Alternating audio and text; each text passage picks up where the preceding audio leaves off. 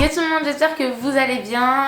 Je reviens aujourd'hui pour une petite vidéo que j'avais en tête depuis un petit moment, mais je ne pensais pas la faire si tôt entre guillemets. C'est la vidéo sur mon expérience avec l'allaitement. Vous devez sûrement le savoir, j'ai un petit garçon qui a aujourd'hui presque 9 mois déjà et je l'ai allaité pendant 8 mois et demi. Beaucoup n'étaient pas au courant que je n'allaitais plus mon fils. Ça s'est fait brutalement et c'est pas forcément un sujet que j'évoque régulièrement dans mes vidéos, mais j'avais quand même envie de vous faire ce petit retour d'expérience parce qu'on entend beaucoup de choses sur l'allaitement qui peuvent parfois nous décourager et j'avais envie de vous montrer que ça ne se passait pas toujours comme ça parce que je pense avoir eu un superbe allaitement et qui pourra en rassurer plus d'une. Je vais déjà vous partager ma petite expérience avec l'allaitement, vous expliquer 2-3 petites anecdotes, etc. Et ensuite je vais répondre à vos questions. Je vous ai proposé sur Instagram de me poser des questions, j'en ai choisi plusieurs. C'est cool parce que vous allez voir, il y a des questions variées, des choses auxquelles je n'avais pas forcément pensé. J'espère que cette vidéo sera assez complète et surtout que ça va rassurer les futures mamans allaitantes et peut-être motiver certaines à commencer cette aventure. Petit disclaimer, je pense que vous en doutez, ce n'est pas une vidéo contre les mamans qui donnent des biberons. Je mets en avant mon expérience, mais je suis pas là pour rabaisser les mamans qui ont fait un choix différent. Aujourd'hui, mon fils prend des biberons de lait artificiel et je me sens pas une moins bonne mère maintenant qu'il y a quelques mois. Comme j'avais dit à une copine, il faut mieux donner le biberon avec le cœur que allaiter à contre-cœur. Suivez votre instinct et surtout n'oubliez pas que vous êtes la meilleure maman pour votre enfant. Il n'existe pas de mère parfaite. Commençons par le vif du sujet. Alors je vais déjà vous expliquer un petit peu l'avant, tout ça. Je suis tombée enceinte par surprise. Et avant de tomber enceinte, je ne pensais pas du tout allaiter. C'était pas quelque chose qui m'attirait. Et pourtant, dans mon entourage, les mamans ont tendance à allaiter. Ma maman a allaité ma petite sœur. J'avais 11 ans au moment de sa naissance. Donc j'avais quand même conscience de tout ça. Et je m'en souviens. Ce que je veux dire par là, c'est que c'est plutôt un schéma naturel dans mon entourage. Mais pourtant, voilà, c'est pas quelque chose qui me donnait envie. Je me sentais pas à l'aise avec mon corps pour allaiter. Et quand je suis tombée enceinte, ça a tout doucement changé. J'étais partie au début pour faire un tire-allaitement, pour tirer mon lait et le donner à mon bébé parce que j'avais conscience que c'était quelque chose qui pouvait être bien pour mon enfant. Mais je me sentais toujours pas prête à allaiter, je veux dire que mon fils tète ma poitrine. Et en fait, au fur et à mesure de la grossesse, ça a complètement changé. Je voulais absolument allaiter et c'était hors de question pour moi que je n'allaite pas. Je me suis un petit peu renseignée. J'ai acheté un livre sur l'allaitement qui m'a plutôt rassurée, mais je n'ai pas appris ça par cœur, je n'ai pas tout mis en place, mais en fait ça m'a permis d'avoir conscience de beaucoup de choses. Dans le pire des cas, si mon allaitement avait du mal à se mettre en place, comprendre quelles pouvaient être les causes. J'avais conscience de beaucoup de choses, mais moi je suis pas une bonne élève, c'est-à-dire que j'ai mis en place un tiers de ce que j'avais appris durant ma grossesse. Bref, arrivons au jour J, la naissance de mon fils, et là c'était naturel. C'était hyper naturel pour moi d'allaiter. J'ai mis mon fils au sein, je me souviens la sage-femme est partie et au bout d'une heure elle est revenue pour me dire de changer de sein et je l'avais fait naturellement parce que j'avais remarqué que... Enfin bref, c'est un instinct de maman, j'ai senti qu'il fallait que je change de côté naturellement et je l'ai positionné et la sage-femme m'a dit que c'était une bonne chose que j'avais fait et que je l'avais super bien positionné et que Martin t'était super bien. La mise en place de l'allaitement s'est fait hyper naturellement et sans problème en fait, tout s'est fait...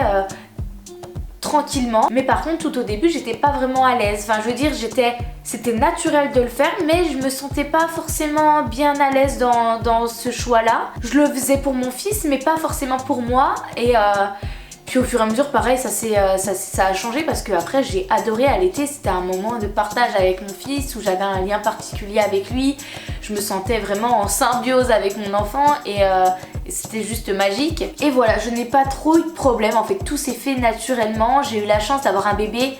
Pour moi c'est une chance parce que je me sentais pas d'allaiter H24, d'avoir vraiment le bébé tout le temps au sein. Ça je ne pense que je n'aurais pas tenu parce que comme je vous ai dit j'étais pas forcément assez à l'aise avec cette idée là. Donc j'ai eu la chance d'avoir un bébé qui n'était pas toute la journée. J'ai pas calculer le nombre de fois qu'il tétait, etc. C'était largement supportable pour moi. Pareil, la nuit, même bébé, il tétait toutes les 5 heures, je crois. C'était franchement, on dormait bien. Et à partir d'un mois et demi, il a fait ses nuits, des nuits de 20h30 à 5h du matin, puis ensuite 5h à 10h. Donc voilà, on a été hyper chanceux de ce côté-là. On a eu un bébé parfait à ce niveau-là, quoi. On n'a pas eu trop de problèmes à ce niveau-là. Il y a eu quelques fois des soirs un peu plus compliqués. En même temps, il avait des reflux, donc le sein, ça l'apaisait vachement. Donc il y a eu des soirs où il a beaucoup tété, mais ça m'a pas paru insurmontable du tout, loin de là. Je trouvais ça même trop pratique parce que du coup... j'avais rien besoin de préparer. Quand il se réveillait la nuit, je le mettais au sein. J'avais pas besoin forcément de me lever. Enfin, tout se faisait hyper facilement. Le seul vrai petit problème que j'ai eu, aux 4 mois de Martin, j'ai eu mon retour de couche, le jour de ces 4 mois.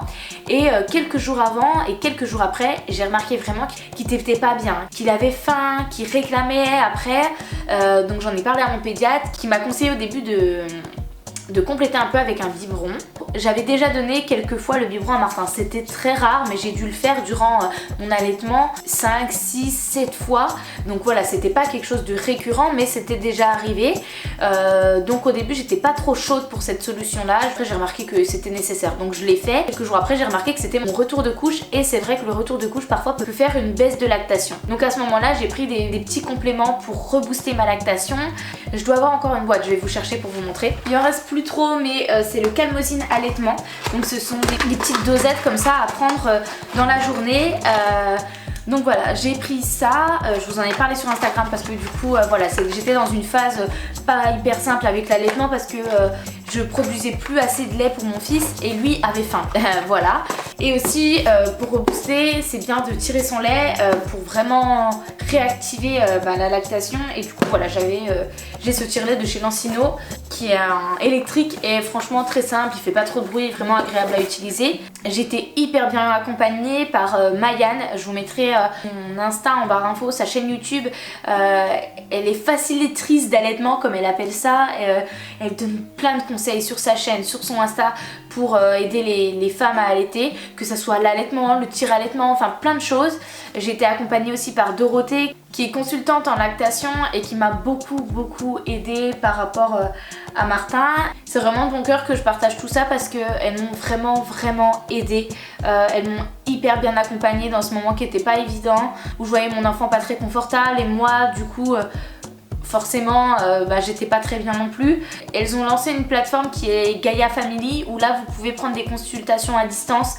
Moi c'est comme ça que j'ai fait et voilà, surtout dans cette période de confinement, si vous avez besoin de consulter pour votre allaitement, je vous conseille vraiment ce site vraiment qui regroupe des consultantes IBBLC donc qui ont suivi une formation à ce niveau-là. Bref, et petit à petit avec tout ça, ça s'est remis en route et j'ai continué à allaiter assez facilement.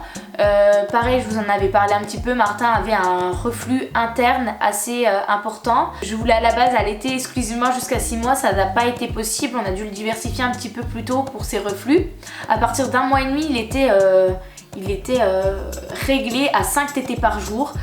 Avant ça, je l'allaitais à la demande, vraiment sans compter, mais il s'est régulé entre guillemets tout seul à 5 tétés par jour et ça a été comme ça jusqu'à ses 8 mois et demi. Donc on avait un bébé qui dormait bien, qui mangeait bien, qui mange toujours bien, qui dort toujours bien. Mon allaitement était facile en fait, c'était vraiment trop simple, c'était trop bien, c'était... Voilà, on pouvait partir comme ça sans réfléchir parce que je savais que normalement ma poitrine n'allait pas me quitter. Enfin bref, tout était simplifié grâce à l'allaitement. Bon, j'ai eu un contretemps, je ne sais plus du tout où je m'étais arrêtée. Voilà. Donc c'est cool, on va abréger un peu, on va aller sur la fin de l'allaitement.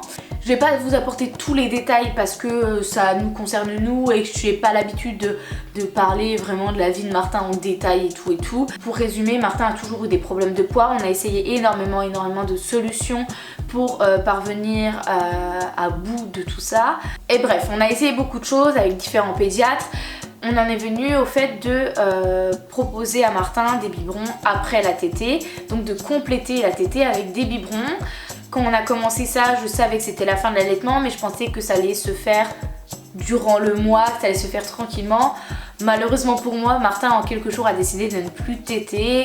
Voilà, il arrivait plus à téter, il me mordait alors que ça n'arrivait jamais avant. Pourtant il a des dents, mais la fin de l'allaitement s'est fait très rapidement, très brusquement pour moi. D'un côté je me rassure, je me dis que c'est du coup mon fils qui s'est sevré seul et du coup il a pas eu de frustration, ça s'est fait hyper naturellement de son côté. Pour moi ça a été compliqué parce que je vous disais au début que j'étais pas forcément à l'aise avec l'idée de l'allaitement, mais je me suis pris à mon propre jeu finalement. Je pensais réellement pas réagir comme ça à la fin de l'allaitement, mais j'étais triste, j'en ai pleuré, j'étais vraiment pas bien. Voilà, j'avais un gros pincement au cœur quoi. Et maintenant du coup je suis au biberon. Et je trouve que c'est une galère, quand on part chez nos parents, faut ramener la boîte de lait, le machin. Pour tout vous dire, quand je suis partie chez mes parents, j'ai complètement oublié la boîte de lait parce que c'est pas instinctif, vraiment pas. Franchement, je trouve ça beaucoup plus compliqué le biberon que l'allaitement. On va s'y faire, c'est le début, c'est peut-être pour ça aussi, on n'a pas forcément toutes les petites astuces. Sur ce, je vais répondre à vos questions si j'ai pas déjà évoqué le sujet. Le point positif que tu as retenu, je vais dire les points positifs parce que comme vous l'avez compris, je trouve ça beaucoup moins galère que le biberon. Point positif, on se réveille pas vraiment la nuit quand ils sont tout petits. S'ils sont à côté de nous, on n'a pas besoin de se lever, hop hop hop, c'est fait, hop là. En plus, le bébé n'est pas vraiment réveillé, donc il se rendort hyper facilement, dans notre cas. Pas trop d'organisation, on peut partir à droite, à gauche, machin. On l'a pendant le confinement. C'est pas essentiel, mais je veux dire, on n'a pas vraiment besoin de penser. On peut faire des trucs un peu à l'improviste, on sait que on aura de quoi nourrir bébé. On a quand même un lien particulier avec le bébé, vraiment une petite bulle rien qu'à nous. Et je pense que ça rassure bébé. Moi j'ai senti Martin très rassuré, très apaisé dans mes bras quand il tétait. Et voilà ce qui me vient déjà en tête. Point positif, c'est pas l'essentiel, mais ça joue financièrement. Rien à voir. La participation de ton homme dans ton allaitement. Alors déjà, le papa peut avoir une autre place que celle de nourrir l'enfant. Les câlins, changer la couche, choisir ses petits vêtements, lui prendre le bain. Il y a d'autres moments dans la journée pour se rapprocher de son enfant. Il n'y a pas que le moment où on nourrit. Je veux dire, il n'y a pas que ce moment-là pour créer un lien spécifique avec son enfant. Mais quand même, j'ai trouvé que mon copain avait un rôle essentiel dans mon allaitement. Surtout au tout début, où il y a des soirs où il était pas mal et moi du coup j'étais fatiguée, etc. Lui a toujours été là pour me rassurer, pour me motiver aussi. Je me souviens d'une fois où c'était très compliqué, la nuit avait été compliquée et le matin il m'a dit qu'il allait prendre le relais, que moi j'allais me reposer. Enfin je veux dire, il y a mille et une manières pour que l'homme soit présent dans l'allaitement. Comment as-tu vécu et comment a-t-il vécu le sevrage? Alors lui très bien, hein, lui très bien, ça s'est fait naturellement de son côté donc nickel. Moi un peu plus compliqué, j'avoue que ça s'est fait tellement rapidement que j'ai pas vraiment eu le temps d'accepter ça en fait. J'étais presque en colère quoi, je me suis dit oh purée on a loupé quelque chose quoi, là c'est fou, ça s'est fait trop vite. Je sais que c'est pour le bien de mon enfant donc de ce côté là c'est ok, mais j'avoue que j'aurais aimé que ça se passe autrement. As-tu eu des remarques sur ton allaitement, famille, amis, professionnels de la santé? Alors amis pas du tout, juste il y a quelque chose qui me fait rire mais ça arrive souvent, c'est que les 6 premiers mois on te demande si tu allaites ton enfant, tu dis oui, ils sont là, waouh, bravo, félicitations, c'est top. Et à partir de 6 mois, c'est oh, tu l'allaites encore? T'as encore du lait? Oh, ton lait, il est encore nourrissant. C'est plein de petits a priori sur l'allaitement. Et c'est fou, en fait, petit, c'est super bien d'allaiter. Et dès qu'ils arrivent à 6 mois et quelques, et ben là, il y a quelques petites remarques qui arrivent quand même. Après, rien de bien méchant. Mais c'est vrai que ça m'a fait rire ce changement de discours dès qu'on arrive à 6 mois de l'enfant quoi. Quel est ton rapport au corps avec l'allaitement? Genre comment tu te sens? Je pense que j'ai déjà évoqué ce sujet, je me sentais pas à l'aise au début et finalement petit à petit en quelques jours, quelques semaines j'en avais plus aucun souci à ce niveau-là. Même je n'ai eu aucun problème d'allaiter en public, d'allaiter devant ma famille, devant des amis, d'allaiter, j'allaitais dans un parking parce que bébé avait faim et que c'était pas forcément prévu. J'ai allaité vraiment partout. Dès qu'il y avait besoin, je me suis jamais trop posé de questions et je l'ai fait. Déjà, j'ai jamais eu de commentaires déplacés. Ça doit aider aussi, mais j'ai jamais senti de malaise ou quoi que ce soit. Quelque chose des fois qu'on n'a pas conscience qu'on n'allait pas, c'est qu'on n'a pas le sein à l'air déballé à tout le monde ne voit pas notre poitrine, hein. La tête du bébé déjà cache la plupart de ce qu'il y a à voir et donc on voit rien. Moi j'en ai jamais eu je crois, mais il y a des vêtements pour allaiter avec du coup juste une petite fermeture ou une petite ouverture pour allaiter vraiment discrètement, et alors à ce moment là on voit rien du tout. Mais moi j'ai jamais trouvé ça nécessaire. Je mettais des chemises, soit des cache-cœurs, soit même des vêtements fluides que je pouvais relever ou baisser. Enfin voilà quoi, je me suis jamais trop posé de questions et ça s'est toujours bien passé. Des conseils pour bien commencer son allaitement: faire confiance à son bébé, se faire confiance et allaiter à la demande. Au tout début, je pense que c'est essentiel d'allaiter à la demande pour avoir une bonne lactation et une bonne mise en route de l'allaitement. Tu t'es fixé une durée. Alors j'avais forcément une idée en tête, mais moi j'ai jamais trop projeté quelque chose sur mon enfant parce que je savais pertinemment que ça allait jamais se passer comme prévu. J'avais en tête d'allaiter 6 mois exclusivement, ça s'est pas fait.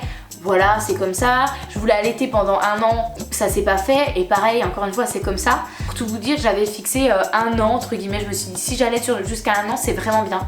Et puis plus le temps passait, plus je me suis dit, bon bah 1 an et demi, pourquoi pas. Franchement, je me sens prête de continuer encore un petit moment. Si j'avais pu, j'aurais arrêté encore pas mal de temps. Donnes-tu la tétine en parallèle de l'allaitement? Le bébé ne risque pas de confondre les deux.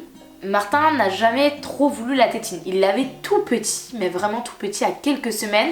Il avait des reflux internes et j'avais l'impression que ça l'apaisait un petit peu. Et puis après quelques semaines, il en a plus du tout voulu. Même là, il a encore des tétines. Franchement, il les met en bouche, mais c'est pour jouer quoi. Il croque dessus. Il n'a pas du tout besoin de tétine. Et le bébé ne risque pas de confondre les deux. C'est possible, la confusion sein-tétine est fréquente, ça arrive. On peut même dire que Martin en a fait une assez tardivement, mais on a fait une aussi. Pour vous dire, Martin a déjà pris des biberons plusieurs fois durant l'allaitement et ça n'a jamais posé de problème, sauf qu'on lui a proposé régulièrement. Donc si la confusion sein-tétine, ça arrive et après c'est un risque à prendre. C'est un risque que je n'ai pas minimisé, mais par contre si j'avais besoin de m'absenter, je prenais ce risque de lui donner un biberon. Et puis voilà. Tu as eu des écoulements pendant la grossesse ou ça s'est déclenché après ton accouchement? J'ai eu des écoulements à partir de 6 mois de grossesse. Voilà, j'avais le sein qui coulait, même si je dormais d'un côté, etc. J'avais une flaque de lait. Donc c'était rassurant d'un côté parce que je me suis dit bon c'est bon, ça fonctionne. Est-ce que le fait d'allaiter ça abîme énormément la poitrine? Alors pareil, ça c'est un a priori qu'on a. La poitrine est abîmée avec la grossesse. Même si vous n'allaitez pas, vous allez avoir une montée de lait, vous allez avoir les seins qui gonflent, vous allez avoir du coup la poitrine qui va changer, peut-être des petites vergetures, etc. Moi, pour tout vous dire, j'ai eu des vergetures sur mes seins pendant la grossesse. Donc que j'allaite ou pas, ça n'aurait rien changé. Donc oui, ça a abîmé un petit peu ma poitrine. J'ai pas mal de vergetures maintenant sur la poitrine et d'ailleurs je crois que ça s'est pas mal atténué. Mais voilà, ça s'est fait pendant la grossesse parce que la poitrine, en tout cas pour ma part, a triplé de volume quoi. Mais l'allaitement en soi ne m'a pas abîmé la poitrine du tout quoi. Si tu avais un autre enfant, tu ferais de nouveau le choix d'allaiter clairement. Pour le lien qu'il y a avec l'enfant et pour le côté pratique, je choisirais 1000 fois ce choix-là, si c'est possible. Par contre, ça, moi, je me suis toujours dit que je voulais pas me mettre la pression avec l'allaitement. C'est-à-dire que si un jour je trouvais que l'allaitement était moralement trop difficile et que voilà, ça me plombait le moral, que j'étais pas bien, je voulais pas me forcer entre guillemets à allaiter et j'étais prête à passer au biberon si vraiment je sentais que c'était pesant dans ma vie quotidienne. As-tu bien été accompagnée à la maternité selon toi? Trop bien accompagnée, mais après j'ai été hyper bien accompagnée durant mon séjour à la maternité, même durant mon accouchement. Je remercierai jamais assez l'équipe. Je me sentais hyper à l'aise et elles ont toujours été là. Dès que j'avais un petit souci, elles venaient regarder comment Martin t'était, si t'étais correctement. Franchement, j'ai été trop bien accompagnée. Est-ce que tu as fait un carnet de suivi, sein gauche, droit, durée, etc. ou pas? C'est la mauvaise mère qui va parler. Presque pas. Je l'ai fait pendant le séjour de la maternité parce que c'était obligatoire en fait. Au tout début, elle voulait que je les appelle à chaque fois que je le faisais téter, mais c'était un peu pesant. Moi, j'avais besoin de cet indépendant, je me sentais à l'aise avec mon bébé, je n'avais pas forcément besoin de quelqu'un sur mon dos, entre guillemets. Donc je leur ai demandé si ça les gênait que je les appelle une ou deux fois dans la journée pour leur faire un récapitulatif des tétés de Martin, de quel sein il avait tété, de la durée, etc. Et elles ont accepté, donc je les appelais une fois le matin et une fois le soir et je faisais j'avais besoin de noter sein gauche, sein droit, les durées, etc. pour pouvoir faire un transfert à l'équipe. Donc je l'ai fait que durant le séjour, mais après le séjour, alors là j'ai plus rien noté du tout. Je faisais vraiment au feeling, je suivais l'instinct de mon bébé, je me suis écoutée quoi. Et voilà, j'espère que cette vidéo vous aura plu, je pense qu'elle sera assez longue, j'ai pas mal parlé mais en même temps c'est un sujet qui est assez vaste et du coup il y a pas mal de trucs à évoquer. Mais j'espère vraiment que ça vous aura plu, que ça va vous rassurer, peut-être vous donner aussi l'envie d'allaiter. Chaque parent fait bien comme il veut, comme il peut aussi. Je vous fais de très gros bisous, je reviens du coup mardi prochain pour la dernière vidéo de la série Propriétaire à 21 ans.